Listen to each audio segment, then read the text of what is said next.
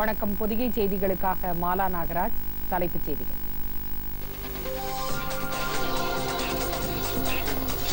மக்களவைத் தேர்தலில் இரண்டாம் கட்டமாக 95 தொகுதிகளில் இன்று வாக்குப்பதிவு.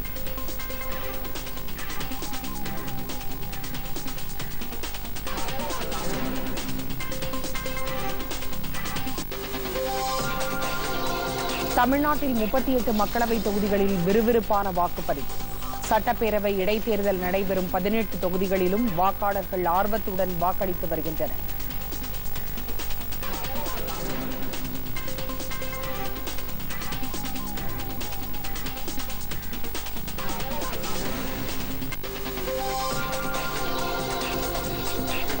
கேரளா, கர்நாடகா உட்பட 3ஆம் கட்ட வாக்குப்பதிவு நடைபெறும் தொகுதிகளில் பிரச்சாரம் உச்சக்கட்டம். தலைவர்கள் தீவிர வாக்கு சேகரிப்பு.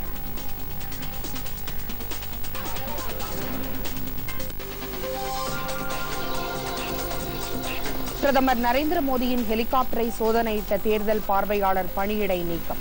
தேர்தல் ஆணையம் நடவடிக்கை.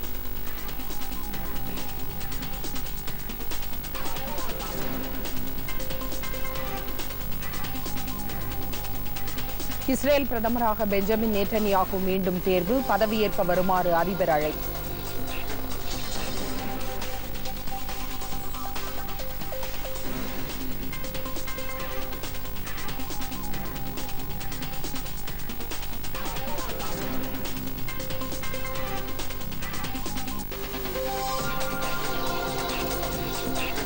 IPL cricket. சென்னை அணியை 6 விக்கெட் வித்தியாசத்தில் வீழ்த்தி ஹைதராபாத் அணி வெற்றி.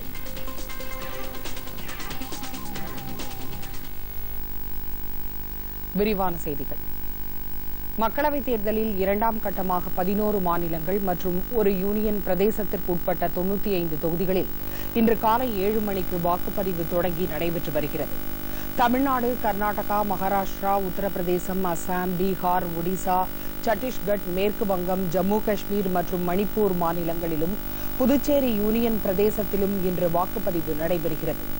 இந்த மாநிலங்களில் மொத்தமுள்ள 97 தொகுதிகளில் தமிழகத்தின் வேலூர் தொகுதியில் தேர்தல் ரத்து செய்யப்பட்டது.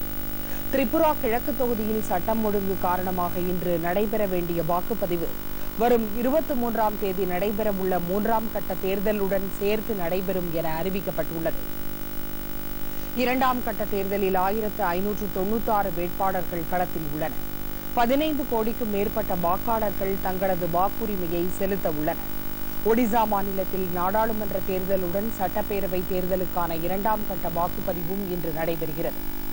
இன்றைய தேர்தலில் போட்டியிடுவோரில் கர்நாடகாவின் தும்கூர் தொகுதியில் போட்டியிடும் முன்னாள் பிரதமர் தேவே கவுடா, மத்திய அமைச்சர் சதானந்த கவுடா, முன்னாள் மத்திய அமைச்சர்கள் வீரப்ப மொய்லி, சுஷில்குமார் ஷிண்டே, நடிகை ஹேமமாலினி, நடிகர் ராஜ் பப்பர் உள்ளிட்டோர் முக்கிய வேட்பாளர்கள் ஆவர்.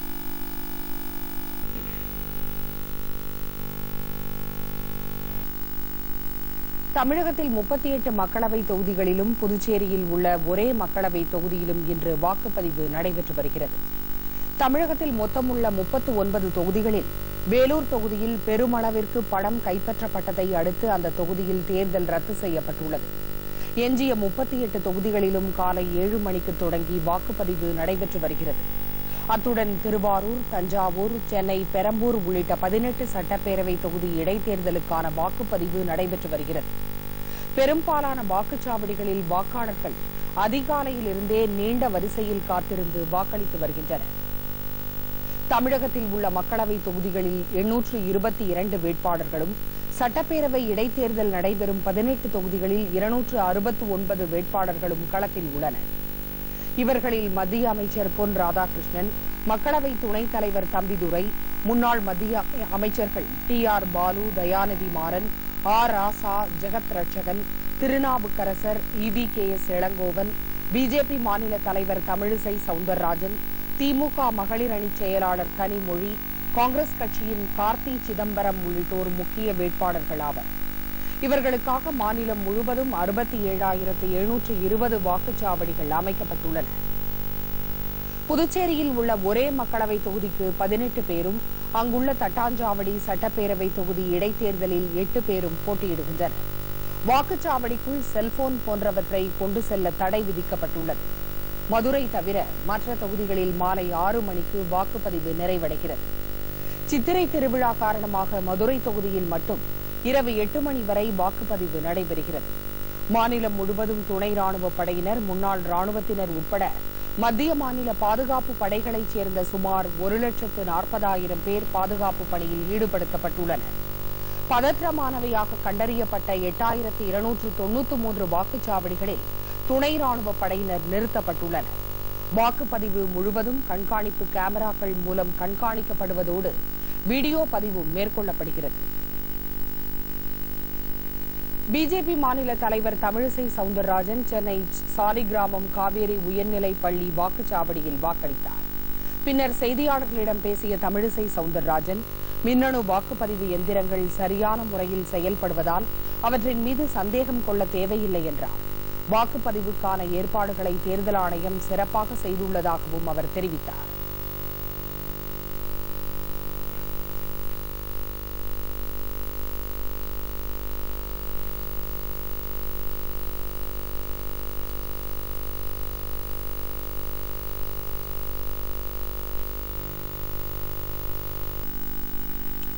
மக்களவைத் தேர்தலுக்கான 2 கட்ட வாக்குப்பதிவுகள் இன்றுடன் நிறைவடைவதைத் தொடர்ந்து வரும் 23ஆம் தேதி 3ஆம் கட்ட வாக்குப்பதிவு நடைபெறும் கேரளா, கர்நாடகா, மகாராஷ்டிரா உள்ளிட்ட மாநிலங்களில் பிரச்சாரம் விறுவிறுப்படைந்துள்ளது. கேரளாவில் காங்கிரஸ் தலைவர் ராகுல் காந்தி போட்டியிடும் வயநாடு உள்ளிட்ட 20 தொகுதிகளிலும் ஒரே கட்டமாக 23ஆம் தேதி வாக்குப்பதிவு நடைபெறவுள்ளது. கர்நாடகத்தில் மொத்தமுள்ள 28 தொகுதிகளில் 14 தொகுதிகள் 3ஆம் கட்ட தேர்தலை சந்திக்க உள்ளன. இதனால் இந்த மாநிலங்களில் பிரச்சாரம் தீவிரமடைந்துள்ளது. பிஜேபி தலைமையிலான தேசிய ஜனநாயக கூட்டணி வேட்பாளர்களை ஆதரித்து பிரதமர் நரேந்திர மோடியும், காங்கிரஸ் கூட்டணி வேட்பாளர்களை ஆதரித்து காங்கிரஸ் தலைவர் ராகுல் காந்தியும் சூறாவளி பிரச்சாரத்தில் ஈடுபட்டுள்ளனர். பிரதமர் நரேந்திர மோடி இன்று கர்நாடக மாநிலம் பாகல்கோட் மற்றும் சிக்கோடி மக்களவைத் தொகுதிகளிலும், காங்கிரஸ் தலைவர் ராகுல் காந்தி ராய்ச்சூர் மற்றும் சிக்கோடி தொகுதிகளிலும் பிரச்சாரம் மேற்கொள்ள உள்ளனர். மக்களவைத் தேர்தலுக்கான 5ஆம் கட்ட வாக்குப்பதிவு நடைபெறும் 7 மாநிலங்களில் வேட்புமனு தாக்கல் இன்றுடன் நிறைவடைகிறது. உத்தரப்பிரதேசம், பீகார், மேற்கு வங்கம், ஜம்மு காஷ்மீர் மற்றும் ஜார்க்கண்ட் உள்ளிட்ட 7 மாநிலங்களில் மொத்தம் 51 தொகுதிகளுக்கு வேட்புமனு தாக்கல் நடைபெற்று வருகிறது. பீகாரில் 5 தொகுதிகளுக்கும், ஜார்க்கண்டில் 4 தொகுதிகளுக்கும், உத்தரப்பிரதேசத்தில் 14 தொகுதிகளுக்கும், மேற்கு வங்கத்தில் 7 தொகுதிகளுக்கும், ஜம்மு காஷ்மீரில் 2 தொகுதிகளுக்கும், மத்திய பிரதேசத்தில் 7 தொகுதிகளுக்கும், ராஜஸ்தானில் 12 தொகுதிகளுக்கும் இன்றுடன் வேட்புமனு தாக்கல் நிறைவடைகிறது. வேட்பு மனுக்கள் மீதான பரிசீலனை நாளை மேற்கொள்ளப்படும். வேட்பு மனுக்களை விலக்கிக் கொள்ள வரும் 22ஆம் தேதி கடைசி நாளாகும். இந்த தொகுதிகளில் அடுத்த மாதம் 6ஆம் தேதி வாக்குப்பதிவு நடைபெறவுள்ளது.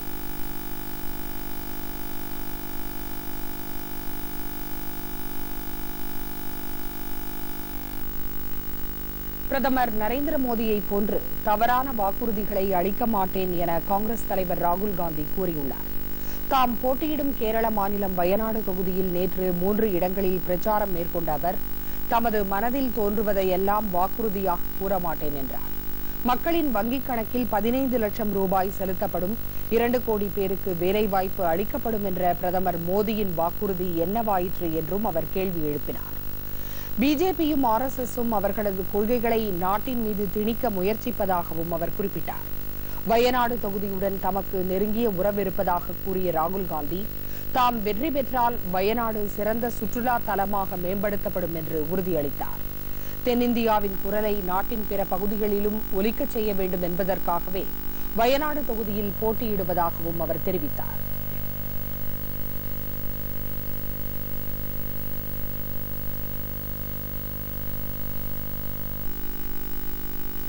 காங்கிரஸ் தலைவர் ராகுல் காந்தி தம்மை இழிவாக பேசியதன் மூலம் தாம் சார்ந்துள்ள ஒட்டுமொத்த சமூகத்தையும் இழிவுபடுத்திவிட்டதாக பிரதமர் நரேந்திர மோடி தெரிவித்துள்ளார்.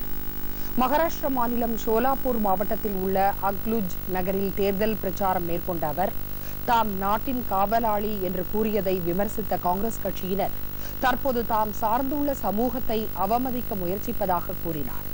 பிற்படுத்தப்பட்ட சமுதாயத்தைச் சேர்ந்தவர் என்பதால் காங்கிரஸ் கட்சி தம்மை பலமுறை அவமதித்துள்ளதாக குறிப்பிட்ட பிரதமர், தற்போது தம்மை தரக்குறைவாக பேசியது மட்டுமன்றி ஒட்டுமொத்த சமுதாயத்தையும் அவமதிப்பதை சகித்துக் கொள்ள முடியாது என்றார். முந்தைய காங்கிரஸ் தலைமையிலான கூட்டணி அரசு ஊழல் நிறைந்த அரசு என்று விமர்சித்த பிரதமர், தமது தலைமையிலான 5 ஆண்டு கால ஆட்சியில் ஊழல் குற்றச்சாட்டு எதுவும் இல்லை என்றும் தெரிவித்தார்.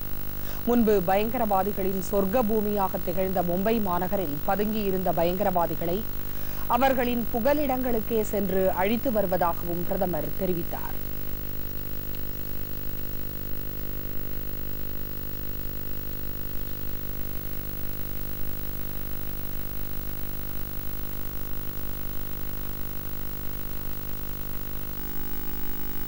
அடுத்து வருவது உலகச் செய்திகள்.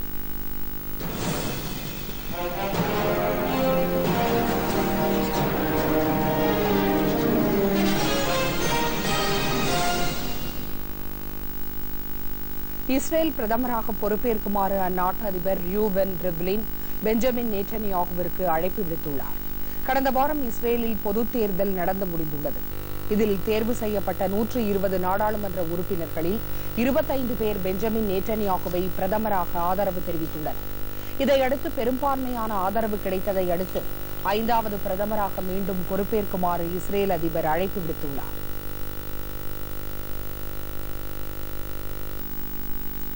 பாகிஸ்தானில் ஏற்பட்ட புழுதி புயல் மற்றும் இடி மின்னல் மழை காரணமாக 39 பேர் உயிரிழந்தனர். 135 பேர் காயமடைந்தனர். ஏராளமான கட்டடங்கள் சேதமடைந்துள்ளன. பாகிஸ்தானின் பஞ்சாப் மற்றும் சிந்த் மாகாணங்களில் கடந்த திங்கட்கிழமை பெய்த இடி மின்னலுடன் கூடிய கனமழை மற்றும் புழுதி புயல் வீசியதன் காரணமாக 39 பேர் உயிரிழந்ததாக அம்மாகாண அரசு தெரிவித்துள்ளது.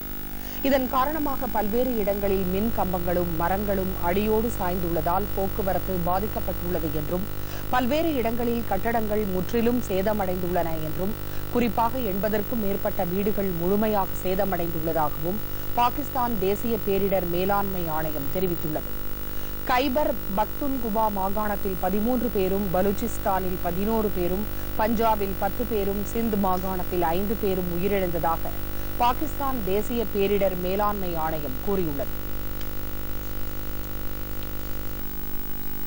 ஏமனில் நடைபெற்று வரும் கிளர்ச்சியாளர்களுக்கு எதிரான சவுதி அரேபியா தலைமையிலான படைகளுக்கு அமெரிக்க ராணுவம் ஆதரவளிக்கக்கூடாது என்று அமெரிக்க நாடாளுமன்றத்தில் நிறைவேற்றப்பட்ட தீர்மானத்தை அமெரிக்க அதிபர் டிரம்ப் தமது வீட்டோ அதிகாரம் மூலம் நிராகரித்துள்ளார்.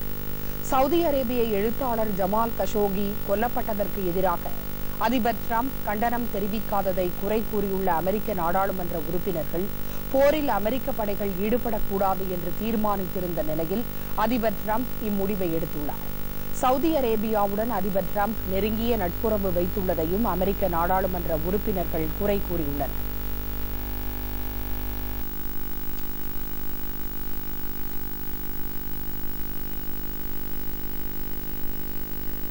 குஜராத், ராஜஸ்தான், மத்திய பிரதேசம் மற்றும் மணிப்பூர் மாநிலங்களில் கனமழையால் உயிரிழந்தோர் குடும்பங்களுக்கு ஆழ்ந்த இரங்கல் தெரிவித்துள்ள பிரதமர் நரேந்திர மோடி உதவித்தொகை வழங்கவும் உத்தரவிட்டுள்ளார். வடக்கு குஜராத் மற்றும் சௌராஷ்டிரா பகுதிகளில் கடந்த சில நாட்களாக பெய்த மழை காரணமாக கடும் பாதிப்பு ஏற்பட்டது. இடி தாக்கியதாலும் மரங்கள் சாய்ந்ததாலும் பலர் உயிரிழந்ததாக குஜராத் மாநில அரசு தெரிவித்துள்ளது. இதேபோல் ராஜஸ்தான் மாநிலத்தில் பெய்த மழை காரணமாக ஜல்வார், ஜெய்ப்பூர், உதய்பூர், பாரன் ஆகிய இடங்களில் 10 பேர் உயிரிழந்துள்ளதாக அம்மாநில அரசு தெரிவித்துள்ளது. உயிரிழந்தவர்களின் குடும்பத்தினருக்கு தலா 4 லட்சம் ரூபாய் நிவாரணத் தொகை வழங்கப்படும் என்று அம்மாநில அரசு அறிவித்துள்ளது. மணிக்கு 60 கிலோமீட்டர் வேகத்தில் வீசிய காற்றினால் ஏராளமான மரங்களும் மின் கம்பங்களும் சாய்ந்துவிட்டதாக அங்கிருந்து வரும் தகவல்கள் தெரிவிக்கின்றன. இதற்கிடையே அடுத்த 24 மணி நேரத்தில் இடியுடன் கூடிய மழை பெய்யக்கூடும் என்று வானிலை ஆய்வு மையம் தெரிவித்துள்ளது. மத்திய பிரதேசத்தில் பெய்த மழைக்கு இந்தூரில் 3 பேரும், பட்னாவர், கார்கோனில் 2 பேரும், ரட்லம், ஷாஜப்பூர், ஷோப்பூர் ஆகிய இடங்களில் தலா ஒருவரும் உயிரிழந்ததாக தகவல்கள் தெரிவிக்கின்றன. இச்சம்பவத்திற்கு பிரதமர் நரேந்திர மோடி ஆழ்ந்த இரங்கலை தெரிவித்துள்ளார். உயிரிழந்தவர்களின் குடும்பத்தினருக்கு தலா 2 லட்சம் ரூபாயும், காயமடைந்தவர்களுக்கு 50,000 ரூபாயும் நிவாரணத் தொகை வழங்கப்படும் என்று பிரதமர் நரேந்திர மோடி டுவிட்டரில் வெளியிட்டுள்ள செய்தியில் அறிவித்துள்ளார். பாதிக்கப்பட்ட மாநிலங்களில் தேவையான உதவிகளை மத்திய அரசு வழங்கும் என்று உள்துறை அமைச்சர் ராஜ்நாத் சிங் கூறியுள்ளார். மழை மற்றும் புயல் பாதிப்புகள் குறித்து மத்திய அரசு உன்னிப்பாக கவனித்து வருவதாகவும் அவர் டுவிட்டரில் தெரிவித்துள்ளார். இதற்கிடையே உயிரிழந்தவர்களின் குடும்பத்தினருக்கு ஆழ்ந்த இரங்கலை தெரிவித்துள்ள காங்கிரஸ் தலைவர் ராகுல்காந்தி மீட்பு நடவடிக்கைகளில் அரசுக்கு ஆதரவாக பணியாற்றுமாறு காங்கிரஸ் கட்சியினரை கேட்டுக் கொண்டுள்ளார். அடுத்து சில முக்கிய செய்திகளை விரைவு செய்திகளாக பார்ப்போம்.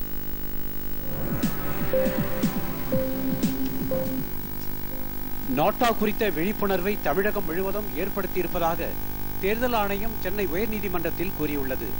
தேர்தலில் யாருக்கும் வாக்களிக்க விரும்பவில்லை என்பதற்கான நோட்டா முறை குறித்து பொதுமக்கள் மத்தியில் போதுமான விழிப்புணர்வை ஏற்படுத்தவில்லை என்று காஞ்சிபுரத்தைச் சேர்ந்த ஒருவர் தொடர்ந்த வழக்கில் நீதிபதிகள் மணிக்குமார், சுப்பிரமணிய பிரசாத் முன்னிலையில் விசாரணைக்கு வந்தது.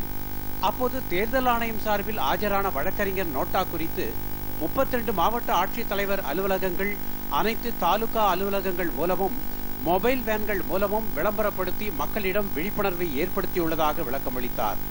இதனை ஏற்றுக்கொண்ட நீதிபதிகள் இந்த வழக்கை முடித்து வைத்து உத்தரவிட்டனர். வேலூர் மக்களவைத் தொகுதி தேர்தலை ரத்து செய்வதை எதிர்த்து தாக்கல் செய்யப்பட்ட மனுக்களை சென்னை உயர்நீதிமன்றம் தள்ளுபடி செய்துள்ளது. வேலூர் மக்களவைத் தொகுதியில் வாக்காளர்களுக்கு வழங்குவதற்காக வைக்கப்பட்டிருந்ததாக கூறப்படும் சுமார் 11 கோடி ரூபாய் ரொக்கப் பணம் வருமான வரித்துறையினரால் பறிமுதல் செய்யப்பட்டதை தொடர்ந்து அத்தொகுதியில் தேர்தல் ரத்து செய்யப்பட்டது. இதை எதிர்த்து அந்த தொகுதியில் அஇஅதிமுக சின்னத்தில் போட்டியிட்ட புதிய நீதி கட்சி தலைவர் ஏசி சண்முகம், சுயேட்சை வேட்பாளர் சுகுமாரன் ஆகியோர் தாக்கல் செய்த மனுக்களை அவசர வழக்காக விசாரித்த நீதிபதிகள் மணிக்குமார், சுப்பிரமணியம் பிரசாத் ஆகியோர் அடங்கிய அமர்வு தேர்தல் ஆணையத்தின் நடவடிக்கையில் தலையிட முடியாது என்று கூறிய மனுக்களை தள்ளுபடி செய்து உத்தரவிட்டனர். வேலூர் தொகுதியில் நடைபெறவிருந்த மக்களவைத் தேர்தலை தேர்தல் ஆணையம் ரத்து செய்துள்ளது. இதையடுத்து வேலூர் மக்களவை தொகுதிக்கு உட்பட்ட 6 சட்டப்பேரவை தொகுதிகளில் இடைத்தேர்தல் நடைபெறும் ஆம்பூர், குடியாத்தம் தவிர மற்ற சட்டப்பேரவை தொகுதிகளுக்கு இன்று அளிக்கப்பட்டிருந்த பொது விடுமுறையை ரத்து செய்வதாக தமிழக அரசு அறிவித்துள்ளது. இதைத் தொடர்ந்து வேலூர், அணைக்கட்டு, வாணியம்பாடி, கீழ்வைத்தினான்குப்பம் ஆகிய 4 சட்டப்பேரவை தொகுதிகளில் அரசு, தனியார் நிறுவனங்கள், கல்வி நிறுவனங்கள் இன்று வழக்கம்போல் இயங்கும். ஒடிசா மாநிலத்தில் பிரதமர் நரேந்திர மோடி பயணித்த ஹெலிகாப்டரில் சோதனை நடத்தியதற்காக தேர்தல் பார்வையாளரை தேர்தல் ஆணையம் பணியிடை நீக்கம் செய்துள்ளது. சம்பல்பூரில் தேர்தல் பிரச்சாரத்துக்காக பிரதமர் மோடி ஹெலிகாப்டரில் பயணம் மேற்கொண்டார். அப்போது தேர்தல் பார்வையாளரான முகமது மோசின் அந்த ஹெலிகாப்டரில் திடீர் சோதனை நடத்தினார். இதனால் சுமார் 15 நிமிடங்கள் பிரதமர் மோடி அந்த இடத்திலேயே காத்திருக்க வேண்டிய நிலை ஏற்பட்டது. இந்த விவகாரத்தில் சம்பல்பூர் மாவட்ட ஆட்சியர் மற்றும் காவல்துறை டிஐஜி அளித்த அறிக்கையின் அடிப்படையில் முகமது மோசின் மீது பணியிடை நீக்க நடவடிக்கை மேற்கொள்ளப்பட்டது. இதுகுறித்து தேர்தல் ஆணையம் வெளியிட்ட ஆணையில் எஸ்பிஜி பாதுகாப்பில் இருப்பவர்கள் தொடர்பான தேர்தல் ஆணையத்தின் அறிவுறுத்தல்களை முகமது மோசின் பின்பற்ற தவறிவிட்டதாக தெரிவிக்கப்பட்டுள்ளது. பிரதமர் நரேந்திர மோடி பெயர் குறித்து தேர்தல் நடத்தை விதிமுறைகளை மீறி விமர்சித்ததாக காங்கிரஸ் தலைவர் ராகுல் காந்தி மீது அவதூறு வழக்கு பதிவு செய்யப்பட்டுள்ளது. உத்தரப்பிரதேசத்தில் பிரச்சாரத்தில் ஈடுபட்ட ராகுல் காந்தி ஊழல் வழக்கில் வெளிநாடுகளுக்கு தப்பி ஓடிய நீரவ் மோடி, கிரிக்கெட் சூதாட்ட மோசடியில் ஈடுபட்ட லலித் மோடி ஆகியோருடன் பிரதமர் நரேந்திர மோடியின் பெயரை ஒப்பிட்டு பேசியதால் அவர் மீது இந்த அவதூறு வழக்கு பதிவு செய்யப்பட்டுள்ளது. உச்சநீதிமன்ற உத்தரவின் அடிப்படையில் பிரதமர் மோடியின் வாழ்க்கையை சித்தரிக்கும் திரைப்படத்தை தேர்தல் ஆணைய அதிகாரிகள் பார்வையிட்டுள்ளனர். பாலிவுட் நடிகர் விவேக் ஓபராய் நடிப்பில் ஓமங்குமார் இயக்கிய PM மோடி திரைப்படம் இம்மாதம் 11ஆம் தேதி வெளியாக இருந்தது. ஆனால் இந்த திரைப்படம் தேர்தலில் தாக்கத்தை ஏற்படுத்தக்கூடும் என்பதால் அதற்கு தடை விதிக்க கோரி எதிர்க்கட்சிகள் வழக்கு தொடர்ந்தன. இதனை விசாரித்த உச்சநீதிமன்றம் படத்திற்கு தடை விதிக்க மறுத்ததோடு தேர்தல் ஆணைய அதிகாரிகள் அதனை பார்வையிட்டு உரிய நடவடிக்கை எடுக்குமாறு அறிவுறுத்தியிருந்தது. அதன்படி நேற்று இந்த திரைப்படம் முழுவதையும் தேர்தல் ஆணைய அதிகாரிகள் பார்வையிட்டுள்ளனர். இத்திரைப்படம் குறித்து மோடி முத்திரையிடப்பட்ட அறிக்கையை நாளை உச்சநீதிமன்றத்தில் தேர்தல் ஆணையம் சமர்ப்பிக்க உள்ளது. வருவாய்த்துறை அமைச்சர் RB உதயகுமார் வருமான வரித்துறை அதிகாரிகள் முன்னிலையில் ஆஜராகி விளக்கம் அளித்துள்ளார். சென்னை அரசினர் தோட்டத்தில் உள்ள சட்டப்பேரவை உறுப்பினர் விடுதியில் உள்ள அமைச்சர் RB உதயகுமார் அறையில் நடத்தப்பட்ட சோதனையில் சில ஆவணங்கள் கைப்பற்றப்பட்டதாக தெரிகிறது. இதனை அடுத்து கைப்பற்றப்பட்ட ஆவணங்கள், பொருட்கள் குறித்து நேரில் ஆஜராகி விளக்கம் அளிக்கும்படி வருமான வரித்துறையினர் அமைச்சருக்கு சம்மன் அனுப்பியிருந்தனர். அதன் பேரில் அமைச்சர் உதயகுமார் நேற்று சுமார் 4 மணி நேரம் வருமான வரித்துறை அதிகாரி முன்னிலையில் ஆஜராகி விளக்கமளித்தார்.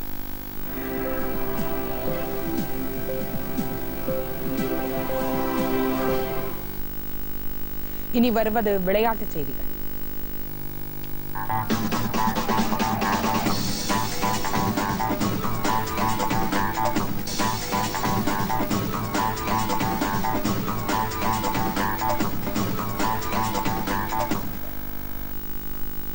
ஐபிஎல் கிரிக்கெட் போட்டியில் ஹைதராபாத்தில் நேற்று நடைபெற்ற ஆட்டத்தில் ஹைதராபாத் அணி 6 விக்கெட் வித்தியாசத்தில் சென்னை அணியை வெற்றி கொண்டது. டாஸ் வென்ற சென்னை அணி முதலில் விளையாட தீர்மானித்தது. அதன்படி களமிறங்கிய சென்னை அணி நிர்ணயிக்கப்பட்ட 20 ஓவரில் 5 விக்கெட் இழப்பிற்கு 132 ரன் எடுத்தது. இதில் அதிகபட்சமாக 2+6 45 ரன்னும் வாட்சன் 31 ரன்னும் எடுத்தனர். இதனை அடுத்து 133 ரன் என்ற வெற்றி இலக்குடன் விளையாடிய ஹைதராபாத் அணி 16.5 ஓவர்களில் 4 விக்கெட் இழப்பிற்கு 137 ரன்களை எடுத்தது. இதனால் 6 விக்கெட் வித்தியாசத்தில் சென்னை அணியை வீழ்த்தி வெற்றி பெற்றது. இன்று இரவு 8 மணிக்கு தில்லியில் நடைபெறும் ஆட்டத்தில் மும்பை அணியும் தில்லி அணியும் மோதுகின்றன.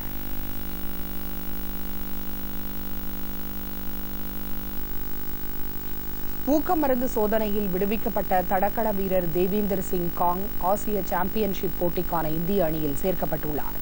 ஈட்டி எறிதல் வீரரான தேவீந்தர் சிங் காங் ஊக்கமருந்து உட்கொண்ட புகாரின் பேரில் கடந்த 2017ஆம் ஆண்டு அவருக்கு தடை விதிக்கப்பட்டது.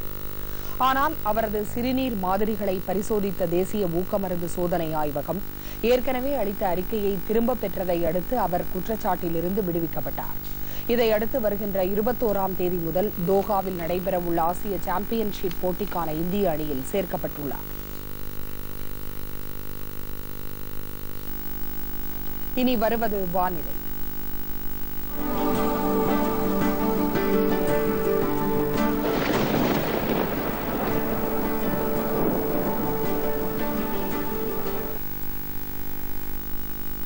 தமிழகம் மற்றும் புதுச்சேரியில் அடுத்த 3 நாட்களுக்கு ஒரு சில இடங்களில் மழை பெய்ய வாய்ப்புள்ளதாக சென்னை வானிலை ஆய்வு மையம் தெரிவித்துள்ளது.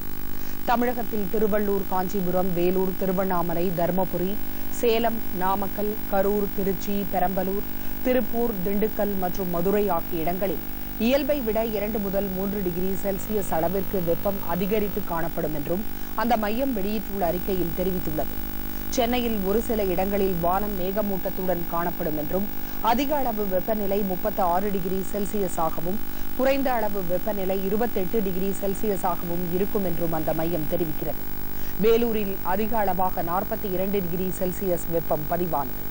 கன்னியாகுமரி மாவட்டத்தின் குழித்துறை, பேச்சிப்பாறை மற்றும் கொடைக்கானலில் 5 சென்டிமீட்டர் மழை பதிவானதாகவும் வானிலை ஆய்வு மையம் தெரிவித்துள்ளது. உலகின் பல்வேறு பகுதிகளில் நடைபெற்ற சில நிகழ்ச்சிகளின் தொகுப்பு.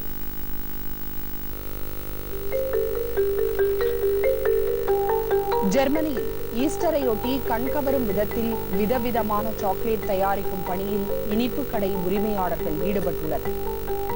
கிறிஸ்தவர்களின் நாளான ஈஸ்டர் பண்டிகை உலகெங்கிலும் வெகு விமர்சையாக கடைபிடிக்கப்படுகிறது. இதனையொட்டி ஜெர்மனில் உள்ள பெல்ஜியன் நகரில் அமைந்துள்ள பழமை வாய்ந்த பிரெஸ்லஸ் கடையில் இனிப்பு வகைகள் தயாரிக்கும் வேலைகள் நடைபெற்று வருகின்றன. இதில் ஈடுபட்டுள்ள பணியாளர்கள் விதவிதமான சாக்லேட் உருவங்களை வடிவமைத்து வாடிக்கையாளர்களை அசத்தி வருகின்றனர். இதற்கென உருவாக்கப்பட்டுள்ள அச்சு வடிவங்களில் சாக்லேட் குழுமத்தை ஊற்றி வண்ணத்தில் விதவிதமான சாக்லேட்டுகளை உருவாக்குகின்றனர். இதனை ஆர்வத்துடன் பார்த்து வாங்கிச் செல்ல வாடிக்கையாளர்கள் குவிந்து வருகின்றனர். கிறிஸ்தவர்களின் முக்கிய பண்டிகையான இயேசு பிரான் உயிர்த்தெழும் ஈஸ்டர் பண்டிகை வருகின்ற ஞாயிற்றுக்கிழமை கொண்டாடப்படுகின்ற நிலையில் ஜெர்மனைச் சேர்ந்த ஓவிய கலைஞர் ஸ்டீஃபன் லினர் முட்டைகளை கொண்டு உருவாக்கியுள்ள முள்ளங்கி காய், காலணி போன்ற பல்வேறு வடிவிலான சிற்பங்கள் பார்வையாளர்களை வெகுவாக ஈர்த்துள்ளது. மேலும் அவரது ஓவியங்களும் அங்கு விற்பனைக்கு வைக்கப்பட்டுள்ளது. இந்த ஓவியங்கள் $73 முதல் $2500 வரை விற்பனை செய்யப்படுகிறது.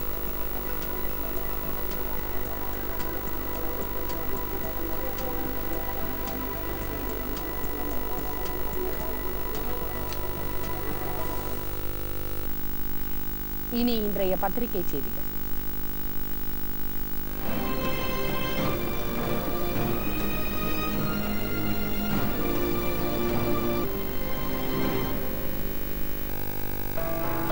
கூவம் ஆற்றில் வந்தடையும் கழிவு நீரை மாற்றுப்பாதையில் திருப்பாமல் தூர்வாருவதில் பயனில்லை. 2020ஆம் ஆண்டு நீர் போக்குவரத்து தொடங்க இருப்பதாக அதிகாரிகள் தகவல். தினத்தன். பாகிஸ்தான் ஹாக்கி அணிக்கு 1,33 லட்சம் ரூபாய் அபராதம். சர்வதேச ஹாக்கி கூட்டமைப்பு நடவடிக்கை. தினமணி.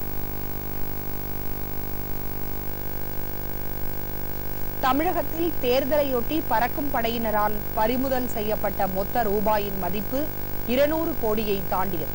தினமலர்.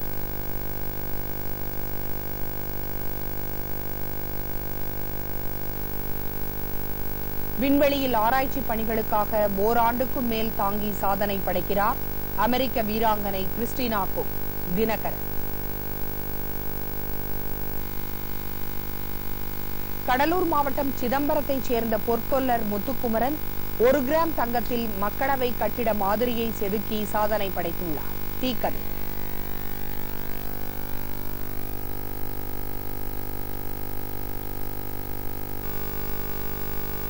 தமிழகத்தின் உள் மாவட்டங்களில் இன்று கனமழை பெய்யக்கூடும் என்றும் சில இடங்களில் மணிக்கு 50 கிலோமீட்டர் வேகத்தில் காற்று வீசக்கூடும் என்றும் வானிலை ஆய்வு மையம் தெரிவித்துள்ளது. இந்து தமிழ் திசை. மீண்டும் தலைப்புச் செய்திகள்.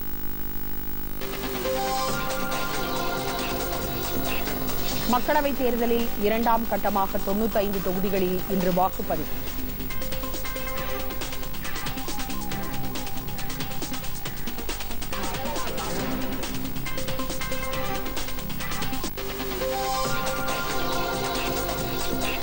தமிழ்நாட்டில் 38 மக்களவைத் தொகுதிகளில் விறுவிறுப்பான வாக்குப்பதிவு. சட்டப்பேரவை இடைத்தேர்தல் நடைபெறும் 18 தொகுதிகளிலும் வாக்காளர்கள் ஆர்வத்துடன் வாக்களித்து வருகின்றனர்.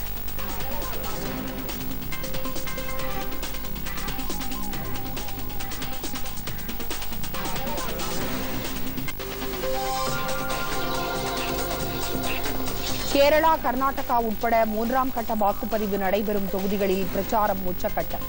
தலைவர்கள் தீவிர வாக்கு சேகரிப்பு.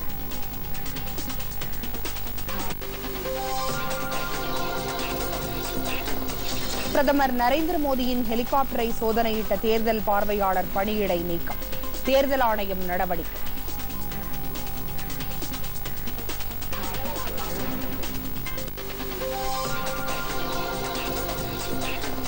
இஸ்ரேல் பிரதமராக பெஞ்சமின் நேட்டன்யாகு மீண்டும் தேர்வு. பதவியேற்க வருமாறு அதிபர் அழைப்பு.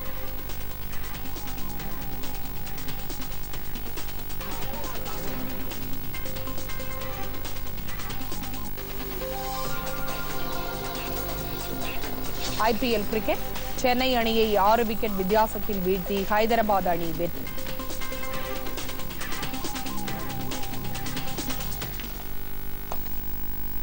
பொதிகை செய்திகளை யூடியூபில் தமிழ் நியூஸ் தூர்தர்ஷன் என்ற சேனலிலும், ட்விட்டரில் Tamil news Doordarshan @DD news Chennai என்ற பக்கத்திலும் காணலாம்.